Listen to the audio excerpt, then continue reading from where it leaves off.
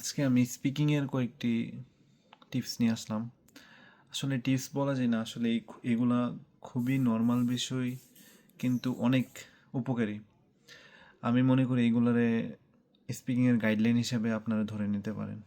তো এই কয়েকটা সিম্পল জিনিস যদি আমরা ফলো করি, আইএলটিএস স্পিকিংয়ে যদি আমাদের বর্তমান লেভেল 5.5 থাকে, তাহলে ওইটাকে আমরা 6.5 থেকে 7-এ নিয়ে যেতে পারবো।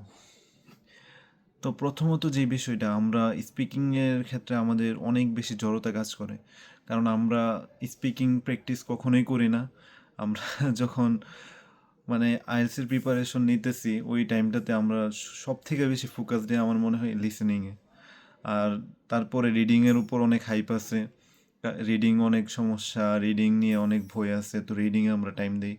আর রাইটিংয়েও মোটামুটি টাইম দেওয়া হয়, কিন্তু সব থেকে অবহেলিত যেই মডিউল ওইটা হলো স্পিকিং। তো এই স্পিকিংয়ে সব থেকে কম সময়ে সব থেকে ভালো স্কোর তোলা সম্ভব, কিন্তু আমাদের জড়তার কারণে আমরা স্পিকিং প্র্যাকটিস করি না। আমাদের অনেক ভাল লাগে না জিনিসটা যে আমরা ইংলিশে কথা বলবো। এজ এ বাঙালি আমাদের খুবই একটা ক্রেভিংস থাকে যে আমরা বাংলাতে বলবো, বা কথা বলাটাই একটা স্বাভাবিক বিষয়। আর খুবই অ্যাবনর্মাল মনে হয় যে কেউ ইংলিশে কথা বললে আমাদের পাশে। তো আমরাও এই জিনিসটা করি না আর কি। কিন্তু যখন আমরা আইএলটিএস প্রিপারেশন নিব, ওই টাইমটাতে আমাদের মনে হয় ইংলিশের আমাদেরকে মাস্ট প্রতিদিন কোনো না কোনো কথা বলা উচিত। তো এই ক্ষেত্রে তিনটা ওয়ে আছে। প্রথমত, আমরা নিজেরা নিজেদের সাথে কথা বলতে পারি। ক্যামেরার সামনে যাব, তারপরে আইএলটিএসের একটা টপিক নিয়ে কথা বলতে থাকবো। অথবা মিররের সামনে যাই কথা বলতে পারি, সেই ক্ষেত্রে আমাদের এক্সপ্রেশনটাও আমরা দেখতে পারবো। তো এটা আমাদের খুবই ভালো হেল্প করে যে কীরকম এক্সপ্রেশন দিতেছি, কারণ এক্সপ্রেশনটাও কিন্তু অনেক গুরুত্বপূর্ণ স্পিকিংয়ের ক্ষেত্রে। যেহেতু এক্সামিনার যখন আমাদের সামনে থাকবে, আমরা যদি নার্ভাস হয়ে যাই, সেক্ষেত্রে এক্সামিনারকে আমরা ন্যাচারালি কথা বলতে পারবো না। এই জিনিসটা খুবই ব্যাড ইম্প্যাক্ট ফেলায়। তো আমরা একটা পজিটিভ ইম্প্যাক্টের জন্য ন্যাচারালভাবে কথা বলার চেষ্টা করবো আর কি। তো সেকেন্ড যে ওইটা হলো আমরা কোনো ফ্রেন্ডের সাথে কথা বলতে পারি।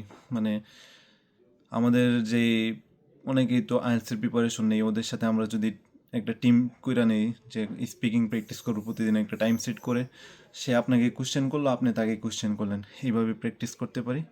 আর তৃতীয়ত হলো আমরা যখন রিডিং পড়বো, ওই জিনিসটাকে একটু লাউডলি পড়ার চেষ্টা করব, তাহলে আমাদের মুখের যে জড়তা ওইটা দূর হয়ে যাবে স্পিকিংয়ের ক্ষেত্রে। এইগুলো প্রথম। আর দ্বিতীয় যে কথাটা আমি বলবো, ওইটা হলো আমরা আইএলটিএসের বলেন আর সাধারণ বলেন, আমরা ইংলিশের ক্ষেত্রে গ্রামারটাকে অনেক প্রায়োরিটি দিই, কিন্তু স্পিকিংয়ের ক্ষেত্রে গ্রামারটা হলো খুবই মাইনর ইস্যু। আমাদের যে জিনিসটাকে হাইলাইট করা উচিত ওইটা হলো ফ্লুয়েন্সি।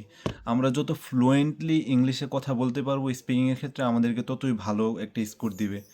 তো আমরা যখন কথা বলবো, কখনোই গ্রামার নিয়ে থিঙ্ক করবো না যে আমরা কোন টেন্সে বলতেছি, কোন টেন্সটা একটু হলেও ম্যাটার করে।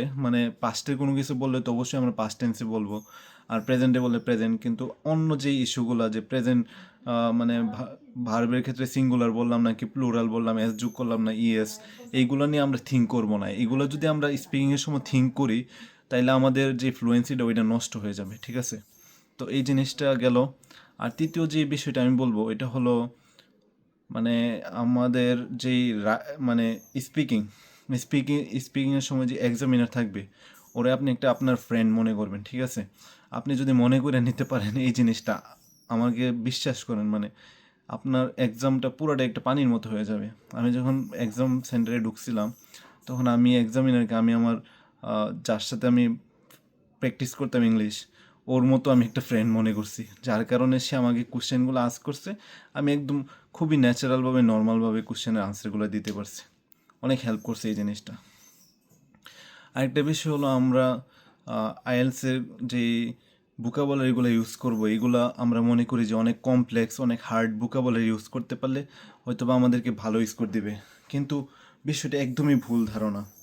আমরা যদি অ্যাপ্রোপ্রিয়েট ওয়ার্ড ইউজ করতে পারি, ন্যাচারাল, যেইখানে যেই জিনিসটা দরকার, যেমন আমরা যদি পলিউশন নিয়ে কথা বলি, তাহলে গ্রিন হাউস গ্যাস, তারপরে কার্বন ডাইঅক্সাইড, এইগুলো হলো অ্যাপ্রোপ্রিয়েট ওয়ার্ড।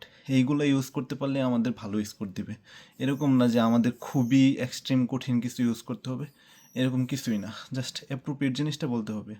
আর আরেকটা খুবই ক্রুশিয়াল একটা পার্ট হলো আমাদের যে কোশ্চেনটা করছে ওই কোশ্চেন রিলেটেড আনসার করব। এর বাইরে যাতে আমরা মানে আমাদেরকে বললো টেরোরিজম নিয়ে বলার জন্য আমরা ট্যুরিজম নিয়ে বলা শুরু করছি, এরকম যাতে না হয়। আমাদের টাস্ক রেসপন্সটা খুবই ইম্পর্টেন্ট। সো এই জিনিসটা আমরা খেয়াল রাখবো যে আমাদের টপিক রিলেটেড কথাগুলো বলবো। আর অবশ্যই আমরা আনসারটাকে একটু ইলাবোরেট করার চেষ্টা করব। যদি আমরা মানে সিম্পলি শেষ করে দিই তাহলে তো এক্সামিনার আমাদেরকে জাজ করতে পারবে না। যদি আমাকে বলে ডু ইউ লাইক ফুডস, যদি আপনি বলেন yes I like food, this is not a good way to answer.